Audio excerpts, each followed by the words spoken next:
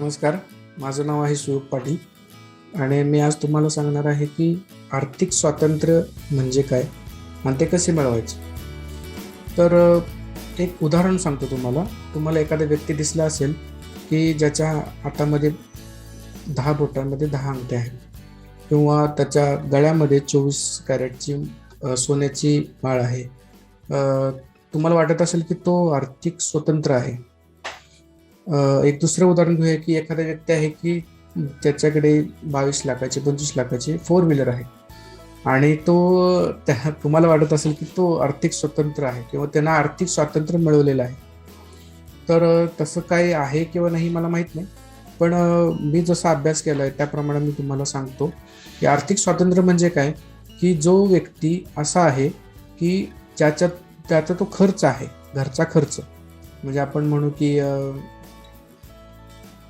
Petrol गाडीमध्ये भरतो त्याचा खर्च असेल किंवा त्याचं लाईट बिल असेल, जो काही खर्च असेल तो इतर मार्गातून येणारा जो पैसा आहे, इतर मार्गातून तो वैयक्तिक काम करत नाही, पण इतर मार्ग त्याचे जे आहेत चांगले मार्ग त्याच्यातून तो खर्च वजा होऊन जातो. त्याला खरं म्हणतात की आर्थिक स्वातंत्र्य त्याला मिळवलेलं आहे.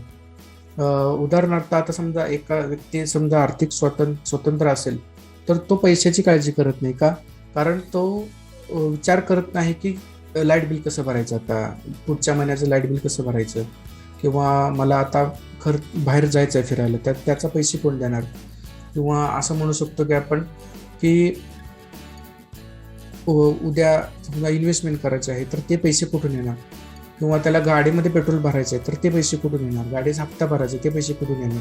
तर त्या पैशाची तो काळजी करत नाही.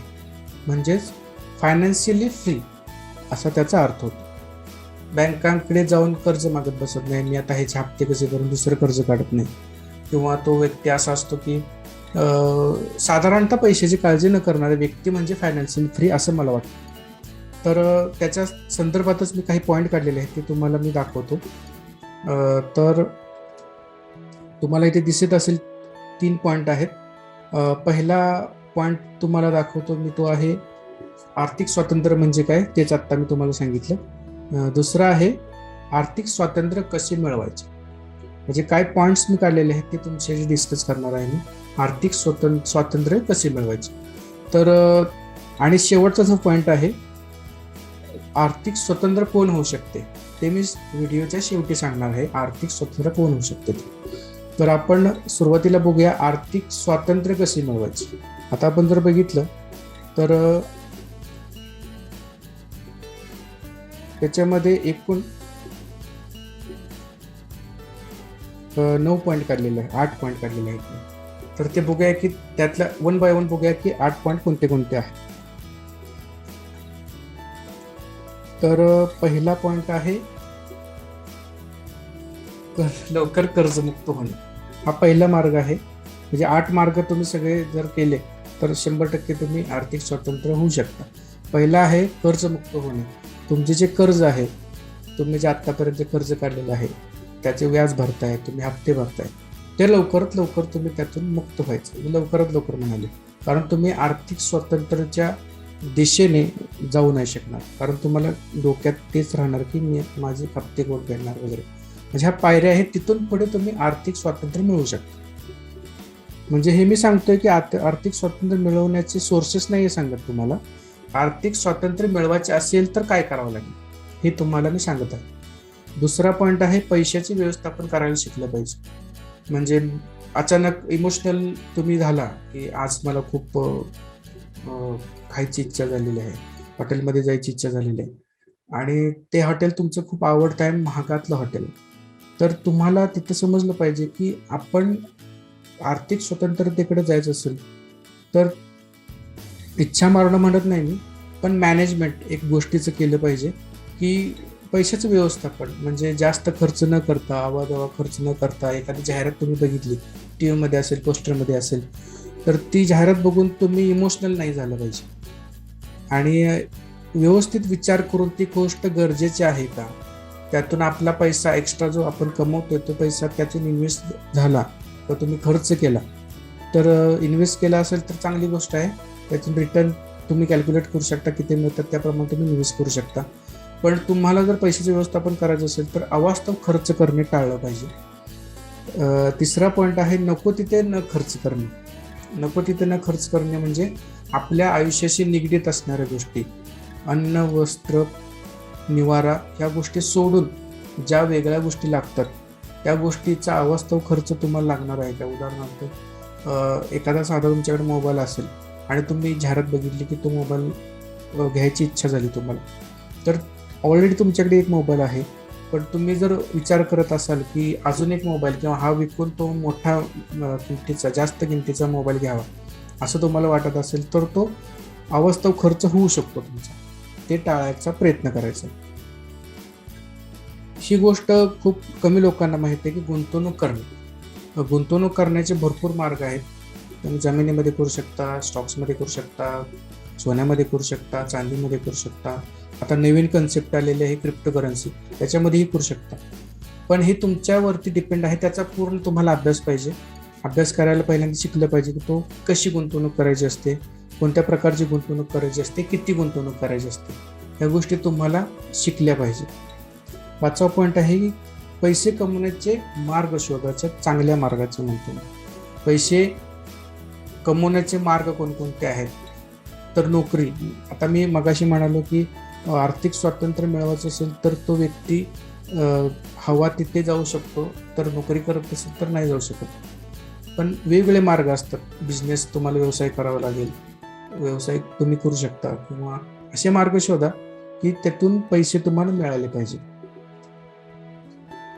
हे खूप कमी लोकांना जमतं की साध्या पद्धतीने आयुष्य जगणे.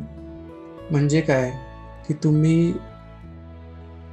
ज्या गोष्टी बघता बाहेर जगामध्ये, ॲडव्हर्टाईजमध्ये बघता किंवा बाहेर गेल्यानंतर बघता की त्या व्यक्तीने खूप महागडे कपडे घातलेत, कदाचित माझ्याकडे असू शकले असते जर मी ते घेतले असते तर. तुमची तेवढी कुवत असेल तर तुम्ही घेऊ शकता.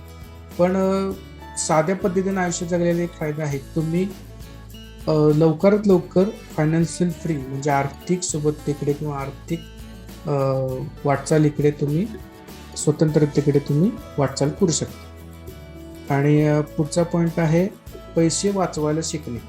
पैसे वाचवायला शिकणे म्हणजे काय की कंजूसपणा नाही म्हणत मी त्याला, पैसे वाचवायला शिकलं पाहिजे. तेच शेवटी आलं की अवास्तव खर्च न करणे. पुढचा पॉईंट आहे की पर्यायी उत्पन्नाचा मार्ग शोधणे. पर्यायी उत्पन्नाचा मार्ग म्हणजे तुमचा जॉब सोडून जे काही पर्यायी उत्पन्न आहेत, पॅसिव्ह इन्कम आहेत, भरपूर आहेत. त्याच्यामध्ये जग खुलं पडलेलं आहे तुम्हाला पॅसिव्ह इन्कम कमवायला. मी आता त्याची लिस्ट देणार नाही, पण नंतर कधीतरी मी तो व्हिडिओ तयार करेन. पॅसिव्ह इन्कम ही गोष्ट आत्ता जगामध्ये खूप पॉप्युलर आहे. लोक पॅसिव्ह इन्कमच्या मागे पडलेले आहेत. तुम्ही त्याच्या मागे पडू शकता, पण तुमचा त्याच्यामध्ये अभ्यास पाहिजे.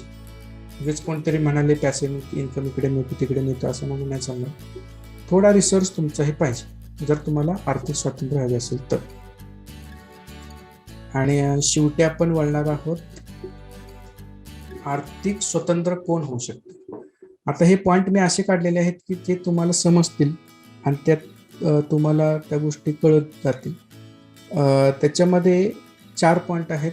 पहिला आहे आर्थिक स्वतंत्र तो होऊ शकतो व्यक्ती ज्याचे आर्थिक ध्येय आहे.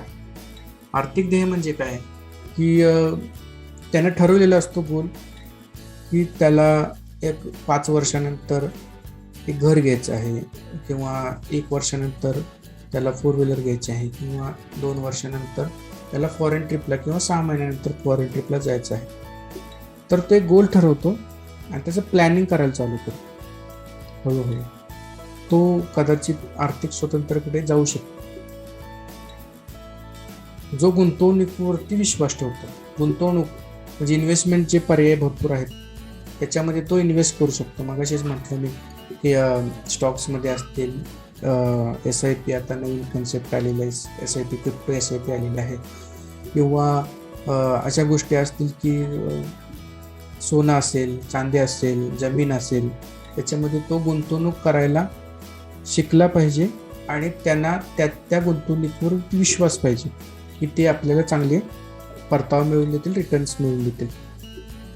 जो स्वतःच्या आर्थिक परिस्थितीची जबाबदारी घेतो.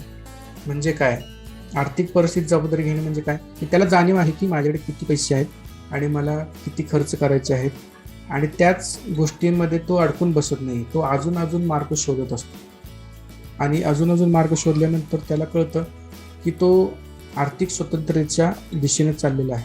अशा गोष्टीपर्यंत तो पोहोचतो की त्याचं पर्यायी उत्पन्न जे आहे, त्याचा जो ते पर्यायी उत्पन्न, त्या गोष्टीतून ज्या गोष्टी तो खर्च करतो त्याच्यातून ते निघून जातं. शेवटचा पर्याय आहे, म्हणजे शेवटचा ऑप्शन आहे तुम्हाला आर्थिक स्वतंत्रतेकडे जाण्याचा, की जो नेहमी प्रश्न सोडवण्यावरती विचार करतो. नाही की एखादी अडचण आली, ती आर्थिक असेल किंवा भावनिक असेल, तो सोडवण्याचा प्रयत्न करतो. तसेच तो अडकून बसत नाही त्याच्यामध्ये, किंवा त्याच्या पुढचा विचार करतो.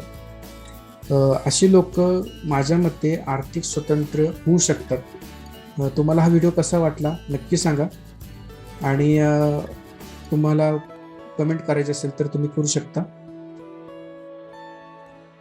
त्याचबरोबर तुम्हाला याच्या व्हिडिओमध्ये जर काही प्रश्न पडले असतील तर तुम्ही नक्की मला कमेंटमध्ये विचारू शकता. लाईक करा, शेअर करा, आणि शेवटी म्हणजे सबस्क्राईब करा. धन्यवाद.